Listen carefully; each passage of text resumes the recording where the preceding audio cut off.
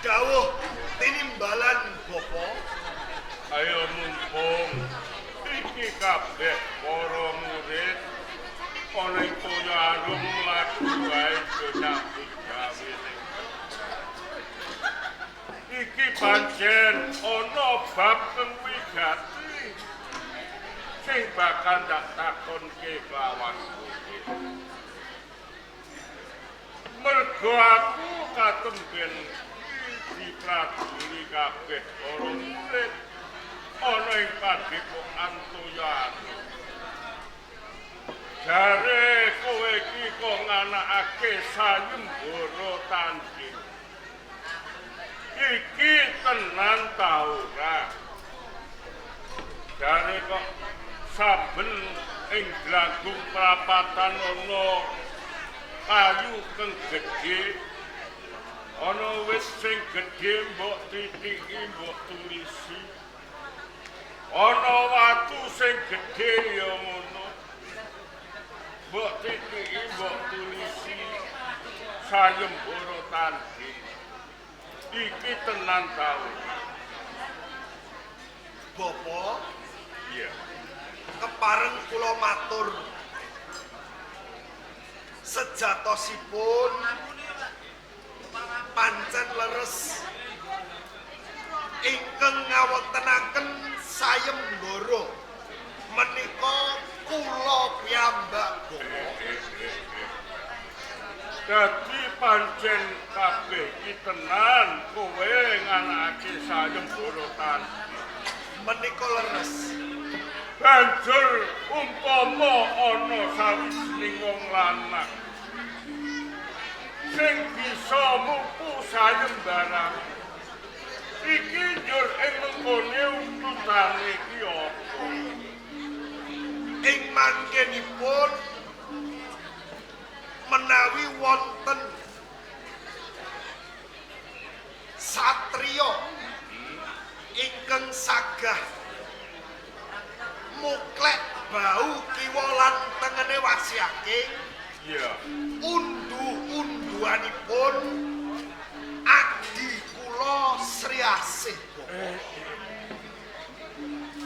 Dadi sapa wae yen ana priya sing bisa muklek bau kanan lan kiwamu iki ututane adimu Sri Asih. Menika leres. Kala rahasia. Dawuh tinimbalan bapa. Lho yen kaya ngono kuwi kowe iki bakal gawe rekasane ngaji Sri Asih. Jalaran apa? Sakabeh ilmuku ngenani ilmu aji jaya kawigaya, ilmu aji guna kasatrikan, ilmu kejadukan. Iki wis tak tumplak ndak ana ing jiwa ragamu. Lho yen mengko nganti ora ana sawijining priya sing bisa ngalahake kelawan kowe. Juradimu Sri Asih ora mengkone dadi prawan juga, prawan kaset, ora payu omah-omah oleh. Bapa pancen leres. Kula ngrumaosi wong jaduk dugdeng samaladeng. Ya, Boten wonten ingkang sagah ngalahke dhateng kula. kaya ngono bener. Ning kula nggih gadahi Kapitayan. kapitayan. Nur kapitayanmu kepiye? Sak dhuwure langit menika wonten tesih langit malih, tegesipun tiyang jaduk tasih wonten ingkang luwih jaduk malih. Kajaba saka kuwi umpama Sri Asih iki dikarepake wong lanang, aja mung sak dengah wong lanang Menika leres. sing bisa tanggung jawab.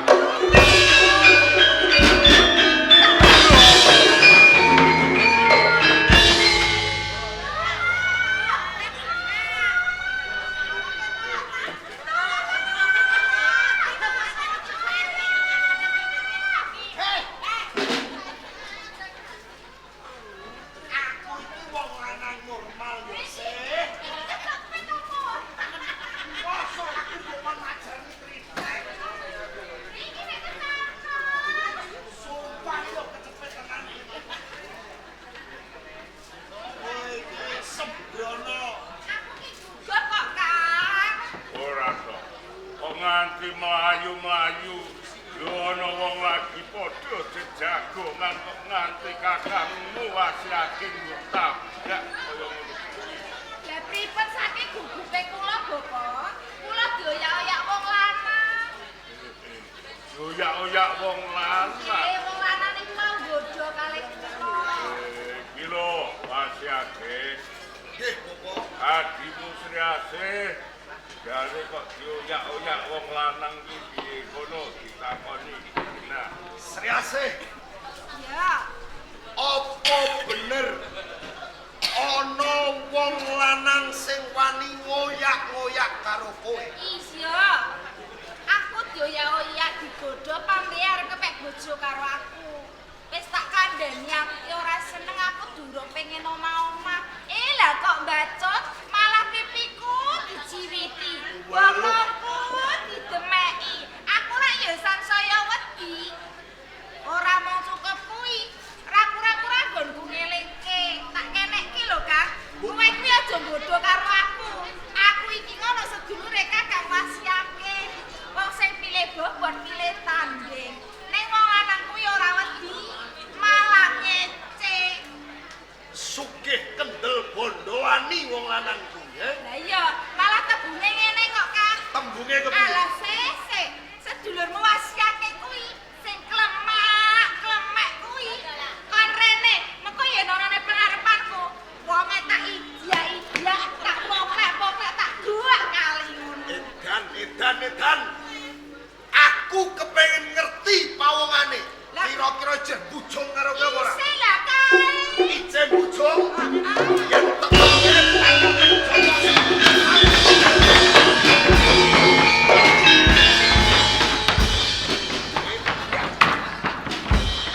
yen wasiake Mas.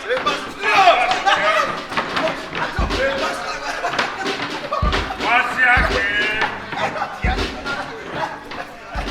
kabar le kabar. Siap tenan iki wae. Oh, Wendy. Sing mbok sawang ki apa kae? Wendy.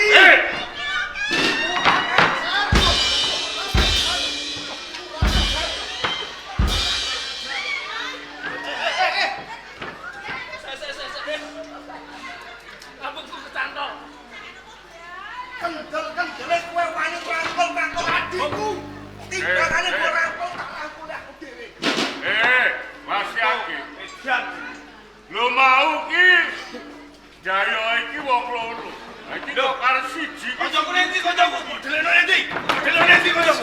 Kancaku modelene endi? Singan iki apa? Ya kok yo ora krasa aku jawane jelik. Dek, Pak Dik. Obate nang tek, tukokno sik. Ketoke wong iki rada gendeng kok. Apa to, Mas? Gendeng. Salahku ki apa? Luputku niku napa? Aku tambekan sik. Keselera umum. Lah kok moro-moro plang-pleng. Kowe jek takon dosamu apa? Lho iya no. Tepung wae lagi iki, ya to. Kok sampean iki plang-pleng. Jane kowe wong loro iki sapa? Aku tak tekon. Lho, patih pangkatku iki. Patih. Sapa jenengmu? RS Trogorjo. RS. Trogorjo. Lah sing iki Aku Senopati. sapa jenengmu? RS Sutasno. Sampean RS. Nggih. Kene yo RS. Iya. Jane RS kuwi apa? Rumah sakit. Ini rumah sakit. Aku ronjok stres. Oh, dadi sampean rumah sakit. loro iki rumah sakit. Rumah sakit stres. Rumah sakit kene sing stres. Nah, ngono awet biyen mulu aku stres. Lah Lah sampean sampean sapa? Aku Mul Pancuran. Mul Pancuran iki sapa? Sing duwe gawe. Lho Pak Mol. Nek aku ora tau ngerti ning gone video no kaya Mas. YouTube streaming sampean ki roki ngono. Rokim, aku dudu Rokim. Lah sapa? Lah sampean niku lho. Mas pentilku aja mbok remet-remet. Salahku apa to, Mas? Apa bener kandhane adikku Sri Asih yen sampean wis wani gonjak adikku Sri Asih? Gonjak ta ora? Adine jenenge sapa Sri Asih sing ndi aku. Sri Asih wae aku iki durung ngerti pawongane kaya piye. Aja fitnah. Fitnah. Ini nggih rahasia. Nggih, pripun, Bapak? Ya kabeh ki aja berusaha bisu tindakmu. Ya yen pawongan loro ki sing jarak adimu yen ora. Luwih prayoga ya takon karo adimu Sri Asih. Nggih, Bapak. Sri Asih, Piye, Kang? coba aku pengen takon. Apa bener pawongan loro iki sing wani gonjak-gonjak kowe? Ora, Kang. Berine. Dudu. Dadi ora aku. Iya. Waduh. Asakno. Film Film kok mak pleng wae ora iku benjut tok yo. Mula kabeh iki Monggo pinara. Monggo. sing gadah griya niku kula malah sampeyan sing mau Iya. Kae kalungguane kurang siji ayo. Oke. Nggih, Bapak. Inggih pangapuntenipun ingkang kathah. Nggih, Nggih. Menawi wonten kladuk kurang duganipun anak kula wasiat. Boten Pancen dados watake nggih ngaten niku srogang sogo. boten dados. Sama-sama lungguh. Lho kursi gunane go apa? Ya lungguh. Lah iya kok. Mas, agak bukan lunggu. Ijane patih apa? Ganci. Lanang Mas. Malah Kene, umat. tunggu kene. Karena iki dayoe bapak, ayo bapak dibanding. Monggo. Nggih nuwun mangke. Lho nggih.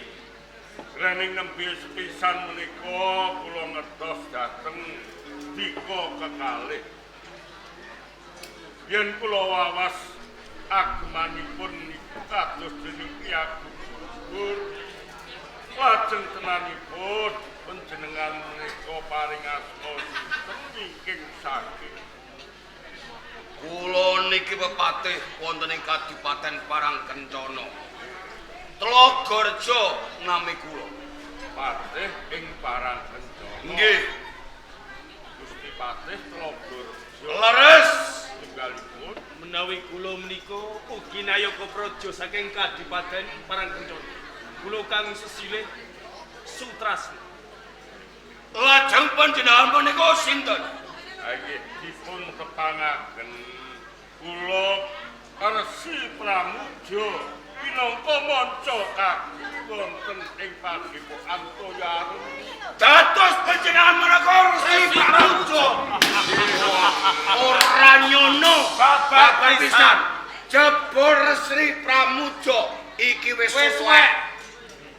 Kok ampun suwek Sing pripun? kirut-kirut niku lho. Nglintung niku. Lintung niku lho. Pun tuwek. Oh, Nggih, nggih. nggih. Suwek kok suwek. Dados ingkang monco kaki wonten ing Toyarum niku panjenengan. Nggih. Lajeng wigatosipun menapa dening dika kekalih dumugi ing padepokan Toyarum. Kula menika dipun utus kalian sesembahan kula namung nyocokaken kabar. Bilih panjenengan menika nggada yuga ingkang nami Sri Asih. Leres napa boten? Wah, niku kabar ngaya-wara mboten. Dados panjenengan menika gak boten nggada yuga. Ya Asih. Baik, Mangkene biyen. monggo. Jenengan niku klen. Kamangka kabar menika sampun kondang kawentar. Lho, nggih. Menawi Resi Pramuja menika anggada yoga wanita endah sulistya ing warni Lho, kang lho. sesilih Sri Asih. Boten namung Mendika panjenengan kok panjenengan niku mundhut gadah.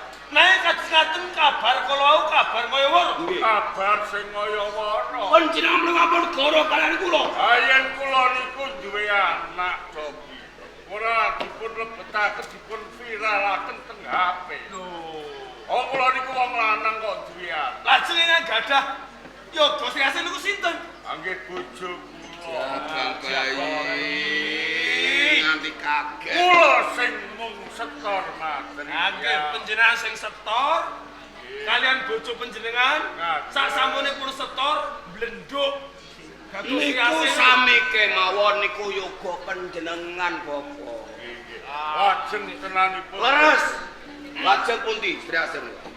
Anggih niki wiji anak kula Sri Asih. Iya. Senopati, Pripun? bodine Sri Asih iki koyo babi.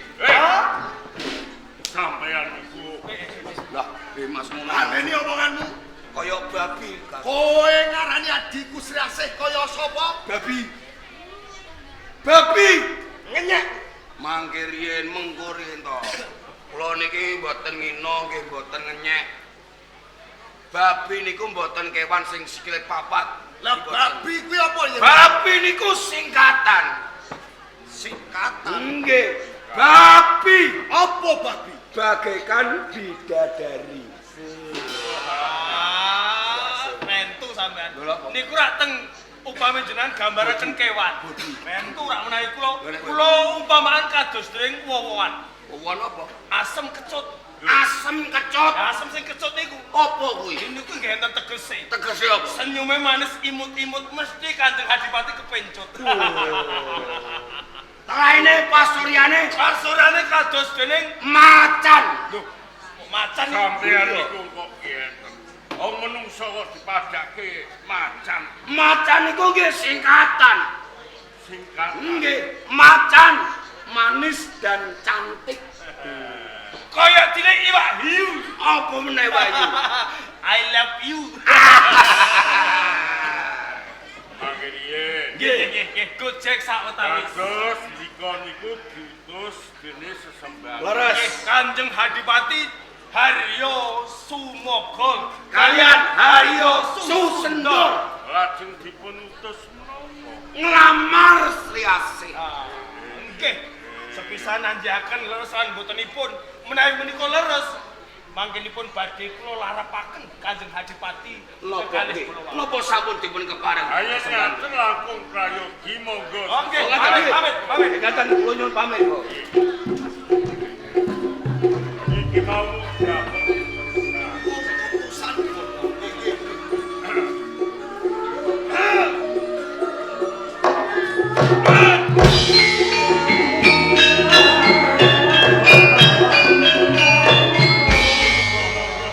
Sri Asih, Binara. apa bener pawongan iki sing wis wani ngowet-ngowet kowe? Lali tak piye?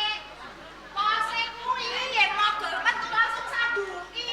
Hei, aku bukan nyaduki kono. Ya, Loh, seneng nek aku dipecat. Kok dipecat piye to? etok-etok ah. Etok-etok. Dadi aku kudu ngajar kene. Ya baleni obong kok. Kudune iki kowe teko. Kula nuwun. Ayo daya kok tanpa nuwun. Rusak rusuh. Nuwun. Terus kampleng iki dajul-dajul. Tak gamplengi. Ya. Lawan! Monggo monggo. Wah, ana juadi. Kok kamplengan mriki? Gak aku arep nganu go wani go ora cah. Iki wong lanang iki sing gagah galak. Teko langsung kowe sing godho adikku. Kurang ajar kowe. Kurang ajar kowe. Kurang ajar kowe. Kurang ajar. Iki wong lanang kok kalah karo dulurmu Sri Asih. Kudune kaya ngono. Ya. Ayo. Aku iki ketua lho, Le. Yo mewani kowe. Kalah nek ngene aku. Wah, gayane.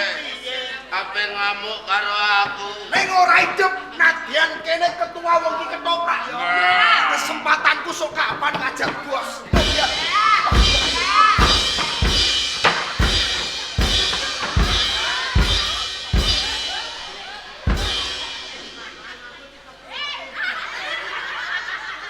Ketoprak.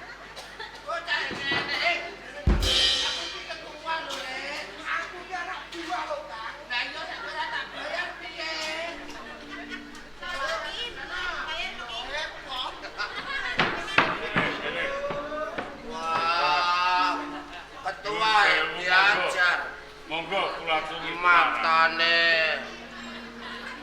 Nuwun sewu nggih. Sampeyan niku lanang ta baji? Lanang. Lanang kok lagake kados wong wedok. Ha kowe tekno piye kula niku wedi nek karo wong lanang sing petentang-petenteng niku. Anak sampeyan wis persis juadi sale ngoten. Apa kaya agung ae kowe. Nuwun sewu nggih. Napa? Paring asma sinten? Tepungke kula Adipati Tejo Sumogor. Ingkang paring asma Adipati Tejo Sumogol niku panjenengan. Dari nggih. Kula wau pisan kalian pepatih. Niku mboten patih kula. Patih ipun adik kula Haryo Susendor. Lah pun siange kok mboten sareng kabeh. Hae.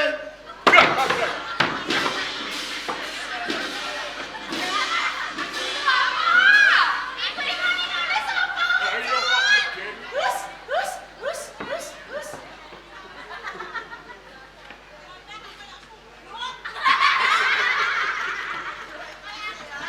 Selamat datang Bang Haji Roma Irama. Assalamualaikum.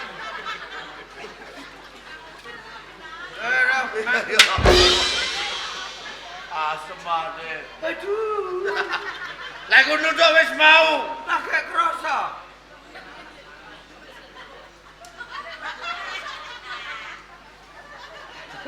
Gatel. Monggo. Nuwun sewu. Sampeyan niku nggih tiyang. Mboten kula onde-onde. Tegese namine niku lho sinten. Dene bapak kok ngaten. Mlakune kaya robot. Nembe sunat dek sore. Ah, dek sore sunat napa nggih pun mari niki. Pun garing kula kipasi. Sampeyan Wong nggih asmanipun sinten. boten kemelancang. Mosok jenenge bupati kok sinten? Rengos menceng. Lah wong talim panase ra umum aku dak nganggo liyane. Pripun?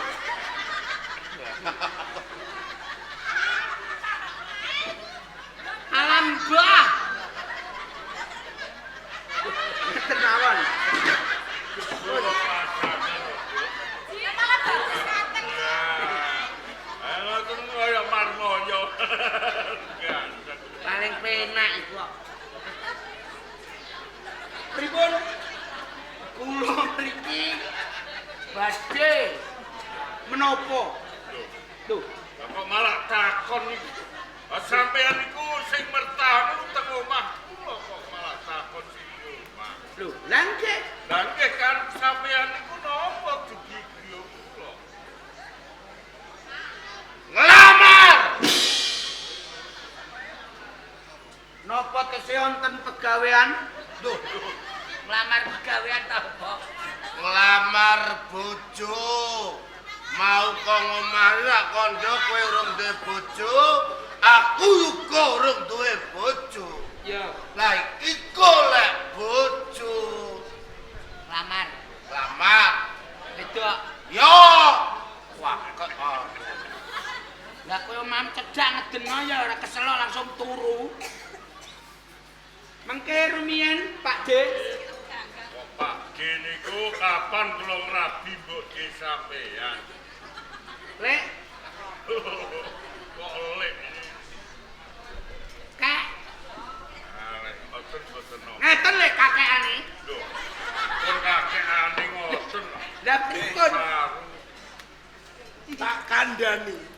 Tinimbangane kowe bingung ngundang utawa nyeluk ben kowe ra bingung wong eyang iki wis sepuh, wis tuwa, undangan ki.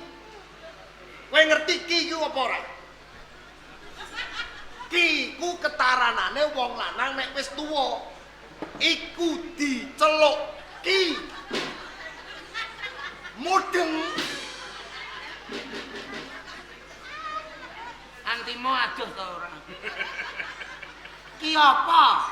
Ki ku celukane wong Jawa nek wis tuwa, wong lanang iku ki. Ki Nek wedok iku nyi mudeng. mudeng Dadi nek lanang ki, nek wedok nyi. nyi Upama jenengem sapa? sendor. Ya nek ngundang ngene badhe tindak pundi Ki Sendor. Bupati. Ya nek sok wis tuwa kowe iki tak warai. Nek kaya aku napa niku? Sampean jenenge sapa? Mogol. Ya badhe tindak pundi Ki Mogol. Sing bayan nyeluk carik. Lah kok iso? Badhe tindak pundi ki rek?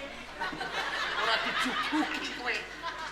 Aja Lah nek wong wedok, wong wedok aja undang Ki ning undangan nyi. nyi. Kaya umpamane jenenge Sutini, ya badhe tindak pundi Nyi Sutini. Ngono. Ayo Upama garwane Bos Mogol Lasrin, badhe tindak pundi Nyi Lasrin. wis dibojo piye? Durung. Lah iya. Iki umpama. Lah nek bojomu jenenge sapa? Suliti. Lah, kowe ana Nyi, nek umpama arep lunga badhe tindak pundi? Nyiliti.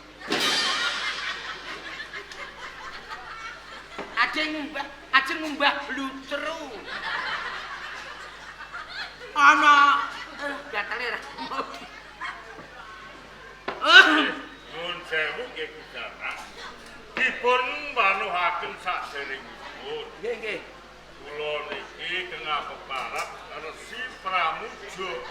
Oh. Minangka manca kaki wonten ing dusun Toyarum. Kleru nek ngono. Lah kok kleru? Awake dhewe arep ning daleme Resi Pramuja, lha iki Resi Pramuka. Sampeyan niku sing sabar rungokke. Lah Resi Pramuja. oh Pramuja. Lajeng sampeyan Kula pun bupati. Endi mangak kok lali? Har. wong karo negarane dhewe kok lali. Parang kencana. Kowe roh ra gelem ngomongi aku tiwas golek dalange. Parang kencana kula mriki ajeng menapa? Kok malah takon sampeyan niku lajeng napa sampeyan dikido? Lah ku ape apa? Ngelamar ya Allah, gregeten ae. Aduh. Lagi kuasa. Ajeng nglamar jenengan. Loh, kula niku wong lanang pun tuwa. Lanang kok, wis lanang kok. Badhe nglamar anak sampean. Aku ra ndek anak. Wong bojo lagi ame golek, Mbok. Lamar anakku. Alah tekek basa. Kakean karbit menawa iku. Mikir dari sapa? Oh. Lho, wong itu nanti kok enek kabeh. Orono. Bapak, Pripun Kanjeng Adipati? tepi saking kabupaten teleke ora kok cukur aja. Aja dhuwur. Kadipaten Gading Jinanten. Ora nganggo Jinanten. Gading kok.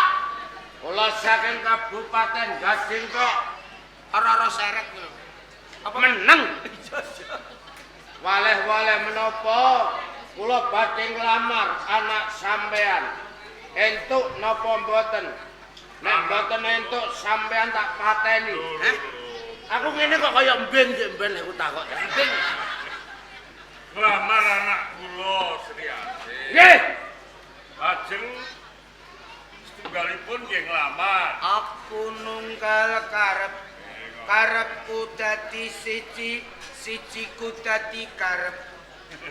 Nglamar karo Sri Asih. Sri Asih. Nggih, Sri Asih. Matur nuwun. Senajan dereng kelampahan remen salting manah kula dening sak atase anak resi mawon kok dikersakake salah tunggalipun Kanjeng. Nek entuk sesuk terus tak gekno omah kowe. Kados rasmin nggih. Ngaten lho. Rening anak kula niku pun dipun damel sayembara kalih anak kula lanang wasiake. Mila bab menika kersanipun panjenengan luwih gampang nggih wasiake. Nggih, Bapak. Iki lho. Kanjeng Bupati Haryo Sumogol lan Susendra iki arep nglamar Adimu Sriase. Ngono kandhani. Nyuwun sewu saderengipun Kanjeng Adipati. Persis kaya Juwadi tenan ya. Kaya Ruai Agung. Pilihane kok sing wis mati kok. Napa mati? Lho kok mati? Napa leres panjenengan badhe nglamar adi kula Sriase? Leres. Napa sampean sampun ngertos syarate? Dereng ngerti. Adiku, Apa kowe kakang? apa wis ngerti syarat-syarate entuk bojo Sriase? Sampun. Kandakno karo wesi apa manglali aku. Wesi aking. Ah, Wasi yakin. Lho, si Ramdi. Iki lho. Syarate Jare kowe kondo wis ngerti syarate. sampun Coba aku pengen krungu syarate apa? ana 3. Siji, Fotokopi KTP, loro, fotokopi KK, telu. fotokopi sertifikat nek gak duwe yo BPKB. Lho iku arep dienggo apa? Amek Bang Mekar lho. Nggo rakat rabi. Iki ketoprak kok ana Bang Mekar barang ki piye? takokno syarate apa? Syarate apa? Yen kowe ora ngerti tak wenehi ngerti. Oke. Syarate mung siji. Yen bisa nyempal bau kiwa lan tengene wasi yaking, ya kuwi sing bakal tak gaoke lawan adikku Sriase. Malah jedidek meneng. Sinyale ngelak. Wifi-ne ora nganu. Dadi nyempal suwiwi pitik kiwa lan tengen. Aduh, kok iso suwiwi pitik. Bau kiwa lan tengene wasi yaking. Ngono. Dia iki Kowe nek entuk bojo aku sedina mesti keri. Alas sok-sok keri. Terus saiki apa soapan? Yen pancen sampean wong loro wis wani ngadepi wasi yaking, metuwa njaba wis tak cepaki klenteng kawat babar waja. Apa iku? Ya iku munggah randu. Panggonane tetandingan. Ring Ring. Tak enteni. Nang sak jabane pancuran kowe.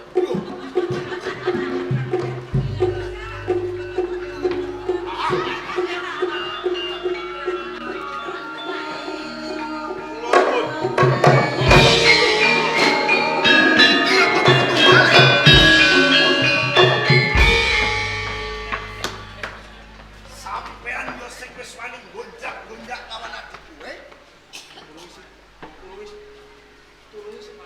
Wasiake. Bapak. Ayo sok bisa tumindak yo kabeh iki ditakoni kuwi. Mengko yen kuwi rangan kowe kaya ning arep mau lak yo pisinan kowe. Monggo aturan binarak. Wah. Nitik agemanipun Patik biar kados priyagung luhur lajeng estunipun panjenengan menika sinten wingking saking pundi Diwanuaken kemawon kula Sindhu Negara saking Praja Tanjungan. Sinuwun Prabu Sindunegara. Ratu ingkang jenengan. Terus panjenengan Bopo. Iya. Nggih dipun wanuhaken. Kula ingkang aparat Resi Pramuja minangka manca kaki wonten ing padepokan Toya Agung sinuwun. Sambung rapatipun kaliyan Sri Asih. Anggih kula niku tiyang sepuhipun. Pun kula niku bapak. Menawi mekaten mapan kaleresan. Nggih. Ngantos kula tumuju wonten ing griya panjenengan, estunipun kula tresna kaliyan Sri Asih. Menawi pun keparengaken badhe kula pundhut minangka garwa, kula boyong wonten ing Tanjungan. Iya, saestu napa pripun? Inggih, Bapak. Terus panjenengan badhe ngersakaken mundhut bojo dhateng anak kula Sri Asih. Leres. Sinuwun. Salebeting batos kula senajan dereng kelampahan. Kados-kados kula kajugrukan mikir kencana kaloberan segara madu. Ning emanipun anak kula Sri Asih punika sampun dipun damel sayembara kalih anak kula Wasiake. Damel sayembara. Nggih, Sayembaranipun menapa? sayembara tanding. Ini Wasiake dimen kowe gamelan kulo matur. Kanjeng Adipati Sindunegara. Kakang Wasiake. Menawi panjenengan badhe mundhut garwa adi kula Sri Asih saged kemawon, waton saged nyempal bau kiwa tengene Wasiake. Lajeng wonten pundi papan dunipun adon-adon tanding. Monggo panjenengan rantos wonten Klenteng Kawat Babarwaja. Kaya tak rati Kang.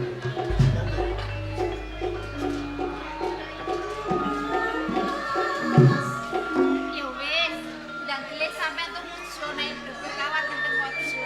Tak jaluk pangestumu ya Sri Asih. Muga sampean menang ya, Kang. Dongake aku menang. Kan ra beda mengko yen tetandingan kalawan Sinuwun Prabu Sindunegara, muga-muga sampean kalah.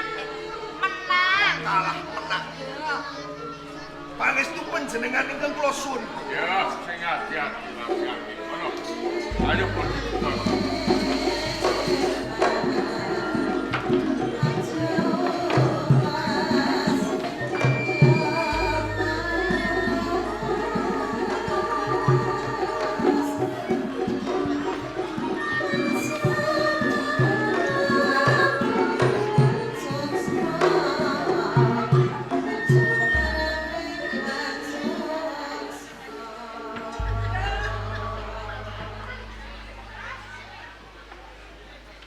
Eyang Semar, Ole blegedek udet-udet. melakumu malah kaya Semar. Piye? Saiki ditentokno. Lek mundala keris aja mundur-mundur. Ora nek bolongane gimana? Ayo. Nang dadi sembal. Ndi? Iki lho. Katangku. Ayo, sapa sing ungguling yuda kuwi sing tok Wasiake. Lho, Sapa? Sri Asih. tandangi saiki.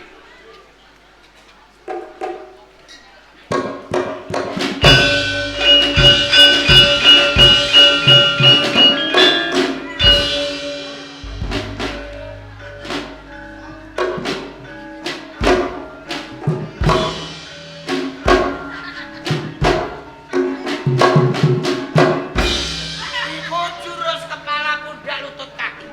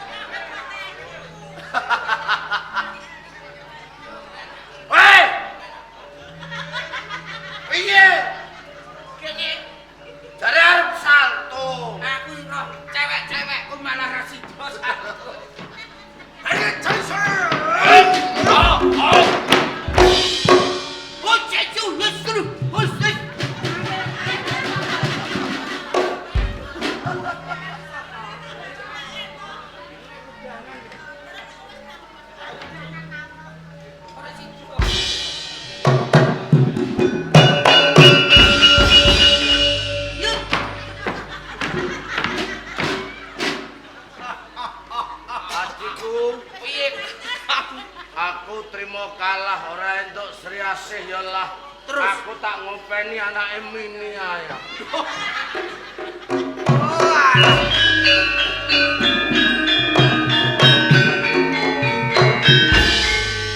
Lali-lali ten eling-eling. Lamun aku kanggo Sri Asih wis ngono. Wis menang apa durung? Kalah iki. Kalah. Lah aku durung ngerti perangmu kok kalah nganggur. Sak banyonan aku tok. Sak banyonan. Heeh. Saiki iki kowe arep ning Wah, sik. kalah le wong kalah kok. Ning Kalah. kene kowe minangka wasit pasesen. Asline apa? Sing menang aku apa Kakang Mas Yakin? Terus aku dadi apa? Wasit. Wasit. Bupati ya dilorot dadi wasit. Tinimbang kowe Bali di demo, Terus ning kene wasit. aku Iya. demol. Aku bupati ya didadekno wasit. Lah kowe wis kalah pet gelem manut apa ora? Oke. Dadi wasit. Iya, nyilah kenang aja, Itu, Pak, tenang dulu, Pak. Tenang. Ya. Alah, saya kosong ini, lho. Tenang ini, sempinu. Iso dadi wasit apa ora? Ya, sudah itu, Pak. Maksudnya aku lor ya. Hati wasit.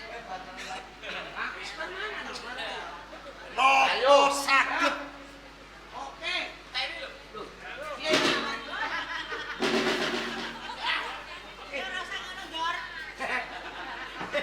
Dekne sakake karo aku kok. Ayo. Peraturane gelut ning ngono aturane. aturane piye? Aturane anggere ana bunyi mulai tukaran. Anggere ana uni berhenti tukaran. Oke? Dadi nek ana obo-botung siji, Tukaran nek ana obo-botung loro, leren nek ana obo-botung telu, bakul es gak payu wong edan. Wes, siap. siap. Ladies and gentlemen, good night, selamat malam, kudel anak kebo. Wes, milih City milih, kumbeli jenis we, bahasa Jerman karo bahasa Inggris. Wes, Mr. Wasiagen, wes, WSSMMLL, Apa kuwi? film porno. FJP, FJP. Doro Sindu Negoro. Ronde pertama dimulai.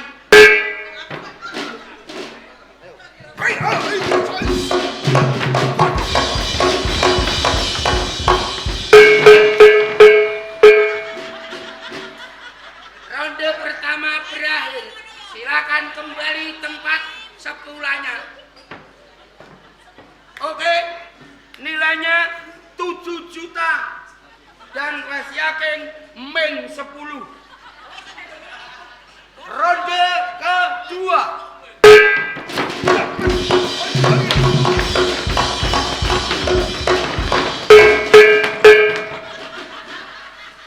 Ronde kedua berhenti. Aku arep jotos. Wis ana tong-tong. Kembali semulanya. Balik panggonan pun. Oke. Ronde ketiga. Ini rencana Tiju akan diakhiri 8 juta ronde. 7 juta apa? Wis ben lempok. Ronde kepiro nang iki? Ketiga. 3 ya.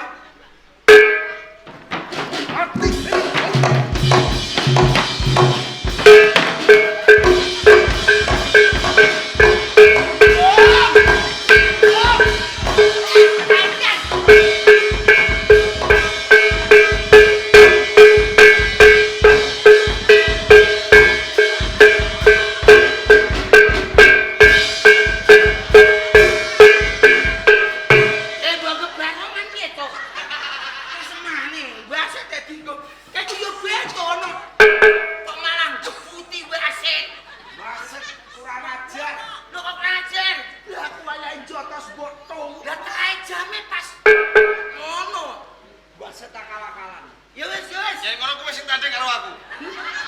Kowe sing tanding karo aku. Aku Jajanggone sik langsung tangsam.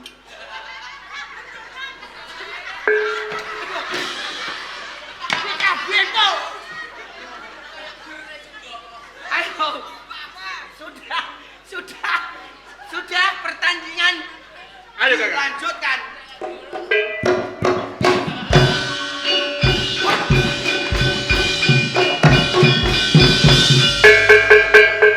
Wes, Ternyata yang menang saya.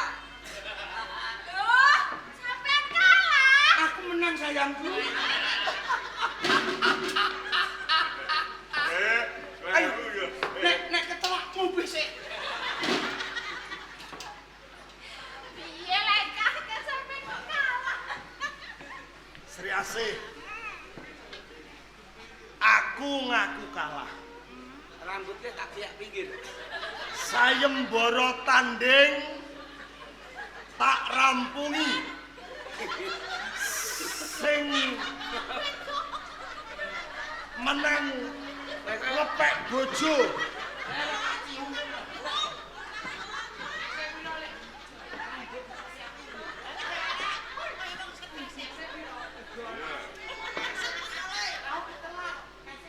Sayembara tak tutup sing duweni adikku Sri Asih ora liya Hadipati Sindunegara.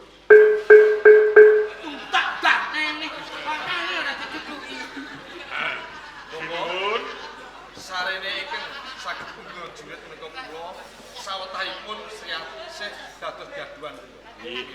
Sri Asih sak durita koyo oleh Tanjungan Nom lamun tos lamun dingin panyuwun.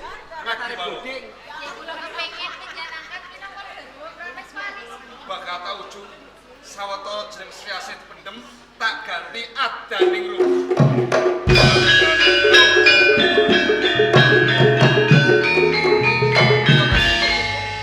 Sawetawis kula nyuwun pamit badhe mboyong anes adaning ruh wonten wonten ing tanah. Pamit ya, Bobo. Ngajati.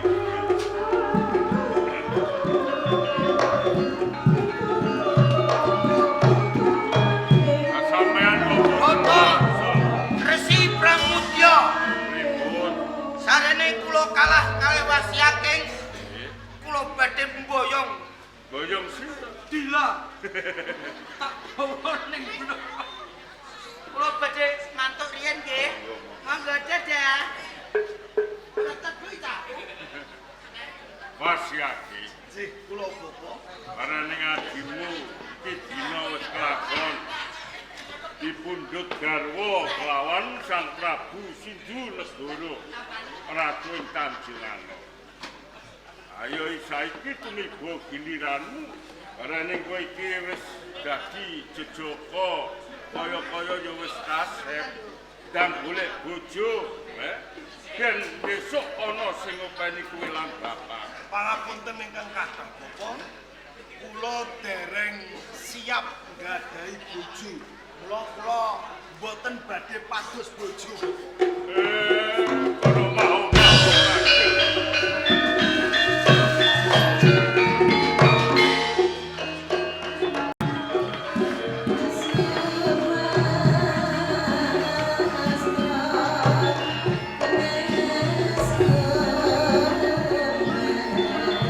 Kang Mas.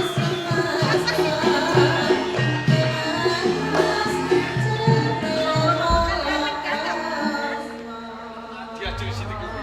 Cek kula Kang Mas. Kepiye kahanane ana ing Tanjungan Nom sakwise jeneng aku ninggalaken. Kahanan wonten ing Tanjungan Nom menika adem ayem tentrem. Kaya Nanging Kang Mas Sindunegara. kepiye diajeng? Rikala semanten penjamin menika pamit badhe bedah pikat wonten ing sak tengahing kono. Pancen bener. Lajeng napa penjamin kok sampun pikantuk buron-buron minangka isen-iseni kebon raja Kang Mas. Diajeng sithik kumbi. Cek. Mbok menawa entuk pamuji nggonku bedah pikat golek buron-buron wis entuk wujud kewan kidang. Sampun. Kewan kidang pawaan trajak kencana diajeng. Mereka dos ngaten. Kula kepengin sanget mangertosi wujudipun kindang. Kaya ranten ana sawetara. Nggih kula rantos Kang.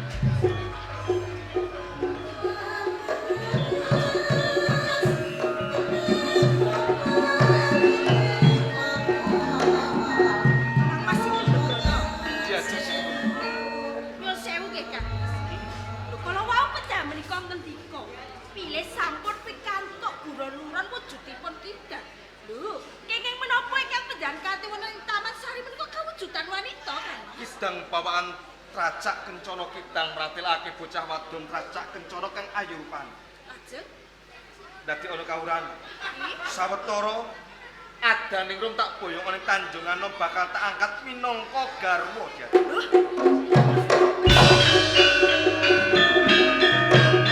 Mergo aku dipawadang Kang. Menapa kan?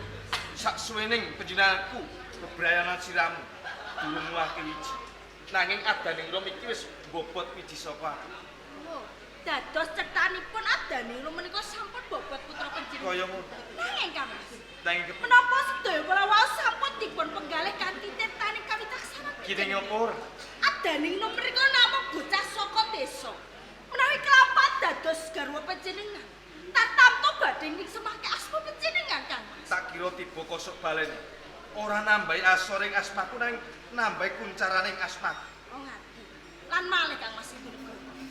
Adaning rum menika mbobot. Menapa sampun dipun taliti? Pilih bayi ingkang dipun kandhut kalian adaning rum menika titis panjenengan. Gini ngopo? Kula ngatosake.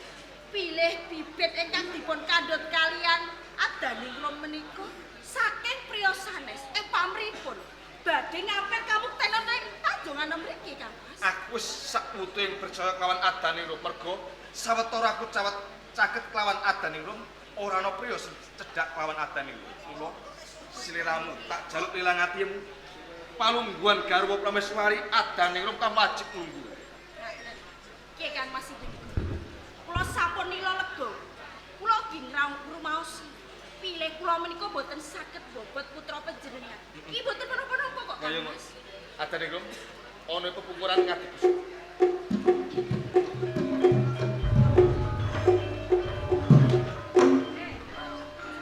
Kurang ajar wadan. Wis nyabarke kabeh gegayuhanku kepengin dadi prameswari ana ing Tanjung Anom. Loro atiku adaning rum. Saiki bisa guyu kaya ngono. Mergo saiki kowe diangkat minangka dadi garwa prameswari. Nanging titen ana adaning rum. Bakal ana kedadian apa marang kowe adaning?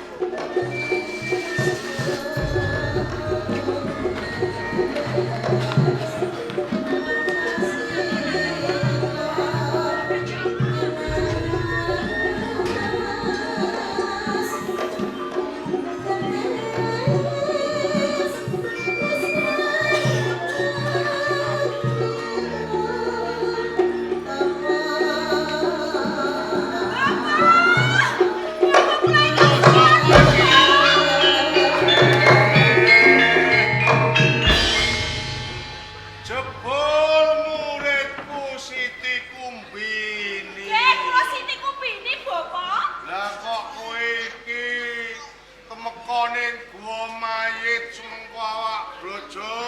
Nggih. Magita-gita saktenane iki ana apa ndho?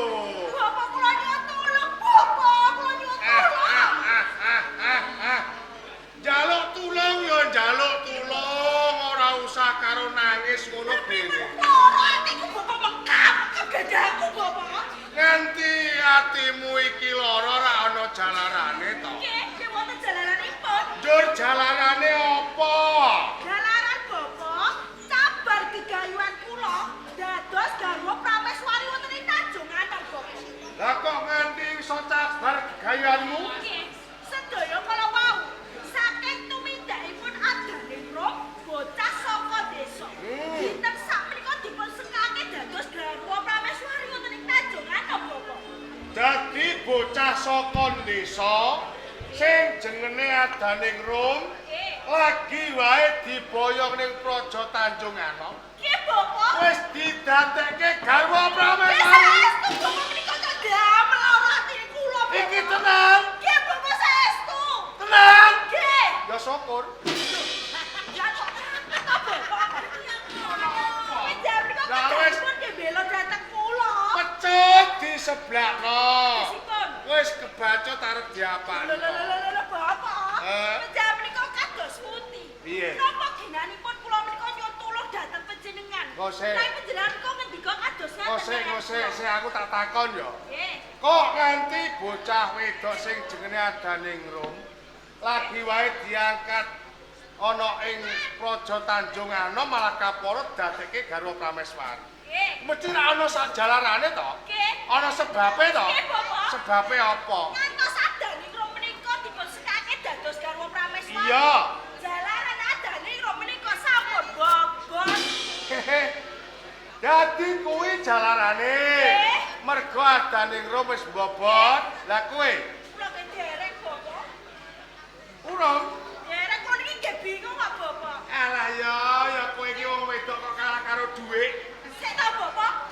Lho kok kula kalah kalih dhuwit niki cenane. Wong wedok kok kalah karo anggur kowe iki. Lho kok saged? Sik aku tak takon karo kowe ya. Nggih pripun, Bapak? Biasane kowe nak utang duit Nggih. terus nyaur iki biasane ana apane? Nggih wonten anakanipun. Lah ya duweke mana? Ya to? Yo dhuwit. Ah, wong nak mbabarke biasane ngombene apa? Nggih. Anggur. Anggur terus ana gambaran apa? Anggur beranak. Lah iya anggur mana? Lah Yen iki wong yen wedok. ngoten kula lak kalah kalih anggur. Lah kowe iki wong wedok kok majur kaya sapi. Kula niki gumun, Bapak. Eh. Kula niki kok sobek. Lah iya banget kowe. Jangan. Iki gara-gara sunatem ora kebeneran. Wedok kok iso meteng jane piye? Kowe iki nak kepengin dadi wong wedok sing kepenak uripe. Pripun, Bapak? Takok Yupi sunate dina apa ngono. Mami Yupi, sunate dina napa? Ora ngerok kok ah, ngono kok. Ngene. Pripun, Bapak? Njur saiki karepmu piye? Nggih karepe kula, Bapak. Iya. Kula niki kepengin dados garwa Prameswari. Ngono. Kula kepengin sanget Adaningrum menika dipun singkirake saking Tanjung Anom, Bapak. Takon. Bapak, Bapak. Takon. Mergo kowe ora ketang piye wae. Muridku sing kinase apa sing dadi penjalukmu bakal tak turuti. Ngeten nggih, Bapak. Menawi kelapan penjamku saged mujuki sedaya. Ya. Pengen kula. Iya. Penjamku nyuwun menapa kemawon badhe kula udanani. Ngono. Ya, ini Pripun, Bapak? bab perkara nyingkirke Adaningrum iki gampang. Gampang. Ya caranipun. Carane ngene. Mergo dina iki Adaningrum nak lagi wae bobot. Nggih, Bapak. Nah, iki carane.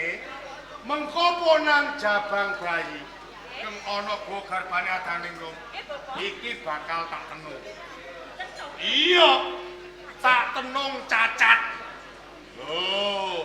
Sing Bapak. Nah, mengko lamun tok ana laire ponang jabang bayi, wujute kok ala tanpa rupa cacat, urung tan urunga sinuwun Prabu Sindunegara duka Yayah Sinipi. Dinak wong Adaningrum tumindak selingkuh, urung tan urunga bakal ditundung minggat. Kowe dadi garwa Prameswari. Cocok ta ora? Cocok, Bapak. Mboten wonten ginanipun. Iya. Kula menika gadhahi guru panjenengan. Iya. Kasunatanipun jos. Nah, iya. Sedaya panjenengan. Jos bapak mambu tebon. Lho, jam kok kados ngaten. Lho. Kula niki mboten mam napa-napa. Gak makan apa-apa. Nang ngono ya mambuku dhewe. Ini yen pancen kaya ngono sawetara kowe sumingkir. Nggih, Bapak. Aku tak undang ingon-ingonku ya.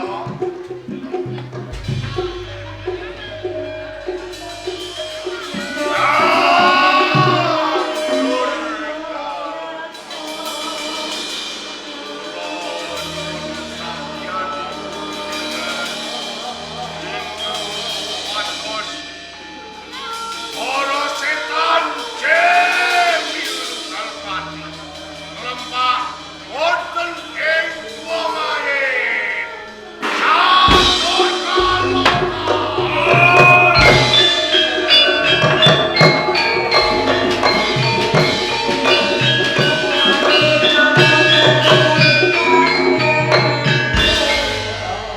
Kiai ono dawuh apa Kiai ini?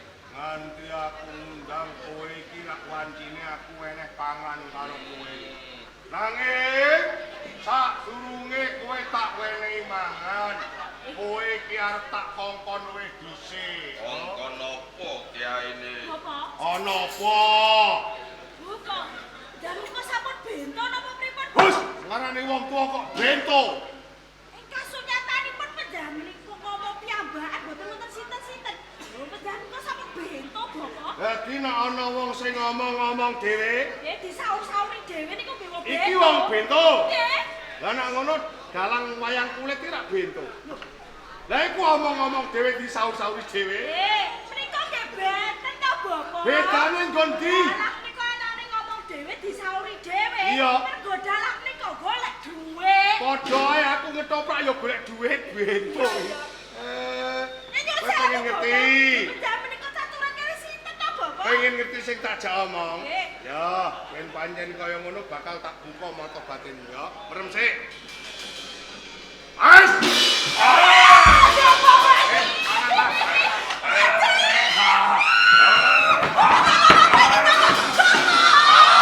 Jaga baiknya, Pak. Enom, iku dudu panganmu ning iku muridku. Wedi, Bapak. Wis ora usah wedi, ana aku. Kowe bakal tak perintah. Perintah apa ki? Tumujuing Praja Tanjung Anom golek ana wong wadon sing jenenge Adalingo. Titikane lagi wae ngandhut utawa garbini ya. Mengko kowe manjing ning bogan bane Adalingo. Onang jabang bayi rusak. Aku keng supaya ngrusak. Iya, Banjur kapan Kiai? bar bodo. Kesuwen. Ketoprae saiki ya saiki. Saiki Iya. jaluk pamit terus.